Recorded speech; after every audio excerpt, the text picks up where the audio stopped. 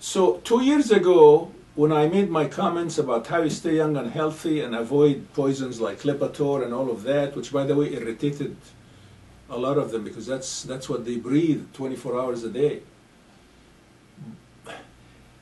This time, which was like 2 weeks ago, I got in his face between a couple of presentations, and I said, you know, Peter, you need to do research on the importance of testosterone and growth hormone on the heart, because I mean, like, his thing is the heart, the cardiologists. But now, whereas 2 years ago, it was like he never heard the word testosterone or growth hormone, at least that's how he acted. This time, it's like he's aware of it, and he said, you know, we need to do some clinical trials. I said, great idea.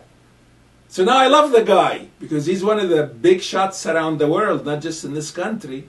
And if he already has the idea that he may be interested in doing a clinical evaluation of testosterone and growth hormone, I love it. Even though it may only be on the heart, that's good enough for me. You know, even though if you want to do everything, then you check about the brain and the sex function and bones and making muscle and losing fat and all of that. That's another thing. 2 years ago at this meeting at the Endocrine Society, which is in Washington, a group of urologists at Harvard were doing research on testosterone.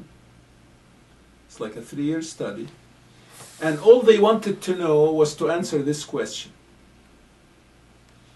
Does testosterone help you make muscle and lose fat?